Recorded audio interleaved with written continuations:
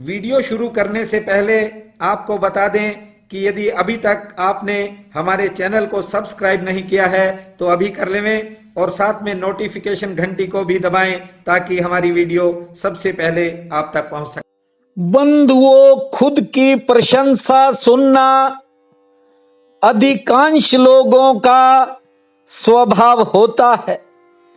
ये human nature है।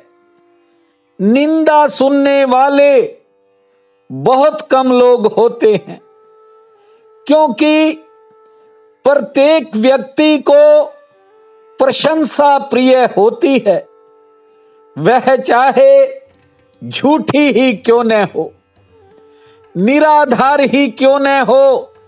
हर आदमी प्रशंसा सुनना चाहता है। लोगों में प्रशंसा सुनने का बड़ा लालच है और यही कारण है कुछ नेता, कुछ बड़े लोग और कुछ अमीर व्यक्ति अपने आसपास चाटुकारों को रखते हैं और धीरे धीरे इन चाटुकारों का जमावड़ा चारों ओर लग जाता है। बंधुओं, प्रशंसा के माध्यम से जो चाटुकार किस्म के लोग होते हैं वे अपना उल्लू सीधा करते हैं।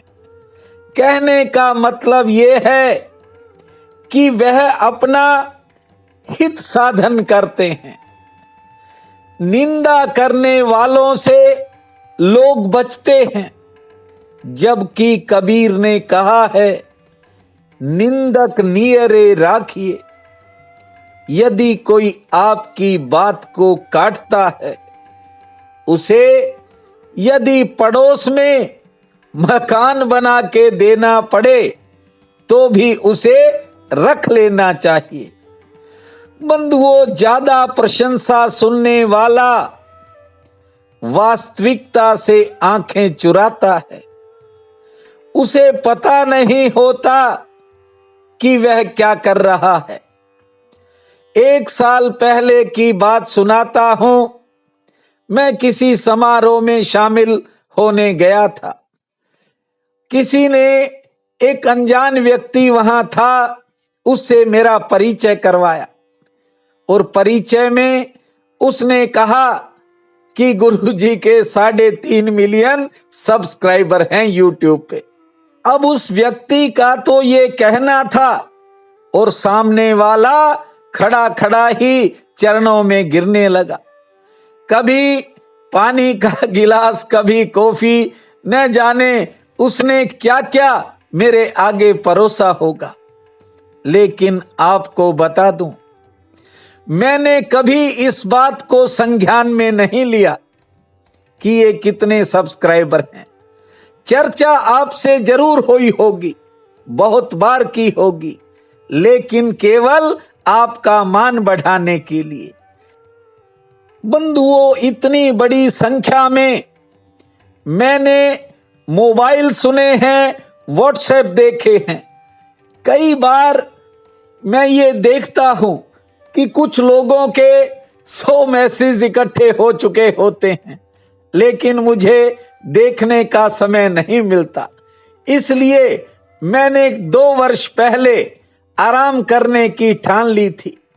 बंधुओं, उतना ही करना चाहिए जितना हो पाए, और बेकार की प्रशंसा पाने के लिए इंसान को सोच समझकर आगे बढ़ना चाहिए।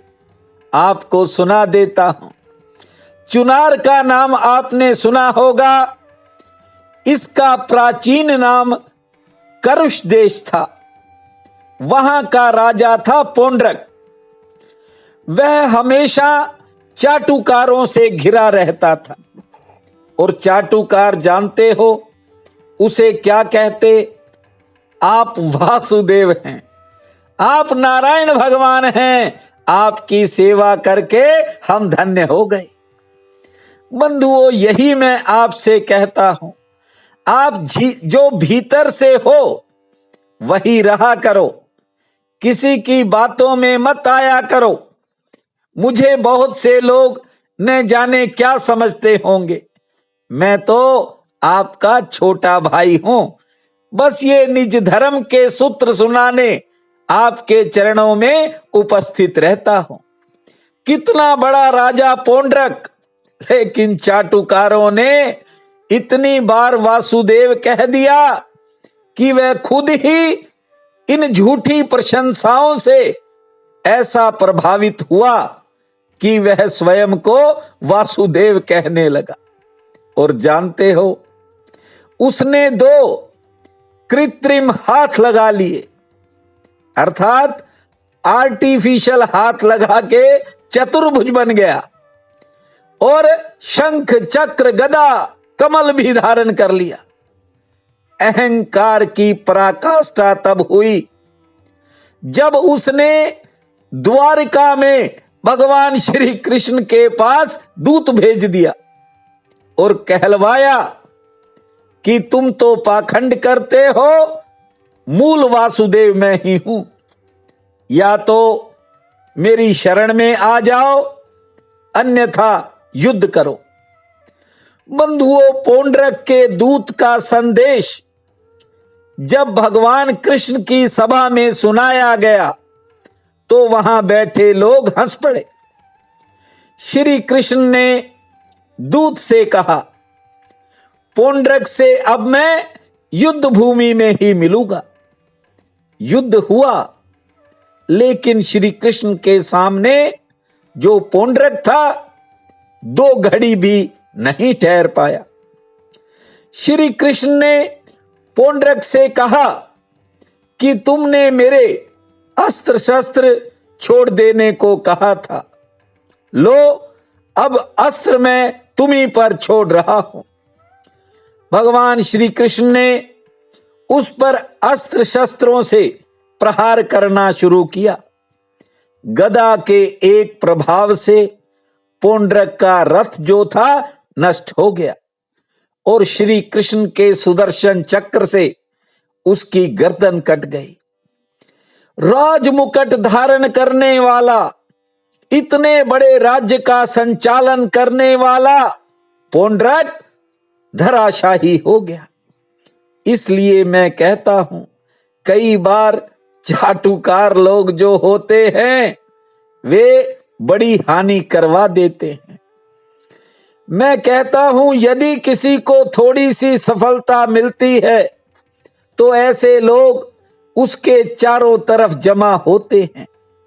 आपको ये बात इसलिए बताई है कि अपने चारों तरफ देख लिया करो, कोई बिना मतलब की प्रशंसा तो नहीं कर रहा, उससे सावधान रहा करो। कल एक महानुभाव पूछ रहा था कि ये इतने लोग आपके चैनल पर कैसे आए, आप इनको क्या देते हो? मैंने कहा कि मेरे पास देने के लिए कुछ नहीं है, मैं तो एक 10 फुट के मकान में रहता हूं। हां, इतना जरूर है कि कुछ पाखंडों से पर्दा जरूर उठा देता हूं। ना मैं लेता हूं ना देता हूं। हां, ले जरूर लिया होगा किसी से, लेकिन देने को मेरे पास कुछ भी नहीं है। मैं किसी से नहीं कहता कि ऐसा करो या ना करो, मैं तो केवल इतना ही कहता हूं, निज धर्म को जान लो। तुम जैसे हो अपने उस स्वरूप को जानो, फिर तुम जो करोगे वह ठीक ही होगा और जो नहीं करोगे वह गलत ही होगा। इसलिए आप नहीं करोगे, इसलिए करने पर मेरा कोई जोर नहीं है, मेरा तो होने पर जोर है। मैं कहता हूं, जो परमात्मा ने तुम्हें बनाया है वह होकर दिखा दो। निज धर्म कहता है, सुख रूप अखेड़ चेतन है तू। ध्यान से समझना क्या कहा है, इस बात पर गौर से गौर करो। तू सुख रूप है, तू ही चैतन्य है, तू शरीर नहीं है, तू मन नहीं है, तू चेतना है। जिसने यह जान लिया कि मैं चैतन्य हूं, अहम ब्रह्मास्मि, उसने सब जान लिया, क्योंकि उसने जान लिया कि मैं उस भगवान का ही एक स्वरूप हूं। और इस जिंदगी में छोटी सी मुश्किलों के कारण अपने आप को असहाय मत समझा करो। ये जिंदगी है, इसमें सब बदल जाता है। साथी बदल जाते हैं, संगी बदल जाते हैं, बस एक चीज नहीं बदलती, वह आपका बोध है। आज 8 दिन पूरे हो गए हैं, बस 2 दिन आपके साथ यहां और रहूंगा। ठीक से समझ लो, आपके भीतर एक शाश्वत ज्योति है।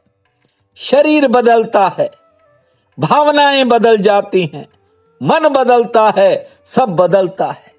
लेकिन याद रखना, आपने देखा है या नहीं, गाड़ी चलती है तो चाक घूमता है, जानते हो?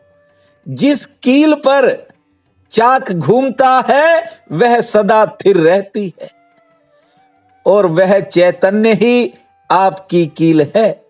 जिसने उस स्थिरता को पा लिया, जानते हो, उसने परमात्मा को पा लिया। आज पोष कृष्ण पक्ष की 10वीं है, बहुत बड़ा पुण्य काल रहेगा। उठते ही धरती मां को प्रणाम करना, 10 बार लंबी श्वास लेना, 100 बार ताली बजाना और 10 मिनट शांत भाव से बैठकर मौन साधना। फिर उत्तर दिशा में कुछ कदम चलकर खुले आसमान को देखना। गणेश जी का नाम लेकर सूर्य भगवान को जल देना, केले का फल और 4 फूल गणपति जी को अर्पित करना। 2 गुड़ की डली किसी जीव को खिलाना। शाम के समय गणपति बप्पा के सम्मुख एक ज्योत जलाना।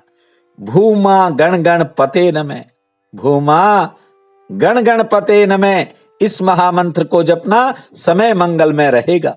प्रिय बंधुओं व मातृदेवी शक्तियों, आज 29 दिसंबर दिन बुधवार है। आप सबको मेरा नमस्कार है। आज का राशिफल इस प्रकार है। मेष, आज थोड़ा किसी से कहा सुनी हो सकती है, धैर्य से काम लेना। समय आराम पूर्वक बीतेगा। किसी विशेष काम में जाना पड़ सकता है। घरेलू मोर्चे पर आज धैर्य की जरूरत पड़ सकती है। वृषभ, पुराने किसी व्यक्ति या जानकार से मुलाकात होगी। आर्थिक पक्ष ठीक रहेगा। खान पान में थोड़ा सचेत रहें। हाँ, किसी काम में अचानक भागदौड़ बन सकती है और कोई पुरानी चिंता मन को घेर सकती है। मिथुन, मन में कुछ नए विचार पैदा होंगे। गृहस्थ में समय ठीक रहेगा। धन लाभ का कोई नया जरिया मिल सकता है। घरेलू मोर्चे पर खर्च होगा। कर्क, दूसरों के कामों में व्यस्तता रह सकती है। कोई नया संबंध कायम होने के आसार हैं। सेहत ठीक रहेगी और आमदन भी ठीक होगी। सिंह, कोई बात मन को कुछ समय बेचैन रख सकती है। आमदन के लिए समय ठीक रहेगा। कहीं जाना पड़ सकता है। सेहत पक्ष आज थोड़ा नरम है और किसी से थोड़ी निराशा भी मिल सकती है। कन्या, कारोबार संबंधी उलझन सामने आ सकती है। लेन देन की समस्या परेशान कर सकती है। अचानक किसी का सहयोग मिलेगा। आज दोपहर बाद समय बदलेगा। तुला, जरूरी कामों में आगे बढ़ना, आलस्य को त्याग कर। आज किसी के प्रति लगाव बढ़ सकता है। आमदन ठीक होगी, सेहत भी ठीक रहेगी। वृश्चिक, कुछ कामों में आज मिली सफलता से अचानक मन उत्साहित हो जाएगा। घरेलू मोर्चे पर खर्च की अधिकता रह सकती है। कारोबार पर विस्तार होगा। अचानक यात्रा भी होने के योग हैं। धनु, कोई करीबी व्यक्ति निराश करेगा। धैर्य रखें। कारोबार में लाभ सामान्य होगा। सेहत पक्ष थोड़ा नरम है। दाम्पत्य जीवन में भी थोड़ा तनाव बन सकता है। मकर, संतान संबंधी कामों में व्यस्तता रहेगी। धन भी खर्च होगा। आर्थिक दृष्टि से दिन सामान्य है। सेहत ठीक रहेगी। कुंभ, मन में विचारों का उतार चढ़ाव बन सकता है। घरेलू जीवन के लिए दिन सामान्य है। कार्य क्षेत्र में थोड़ा काम का दबाव रहेगा। कारोबारी सितारे बेहतर हैं। मीन, कारोबार से जुड़ी कोई योजना मन को घेरेगी। दूसरों के काम आपके काम को प्रभावित करेंगे। आमदन के लिए दिन समय ठीक रहेगा और सेहत भी लगभग ठीक रहेगी।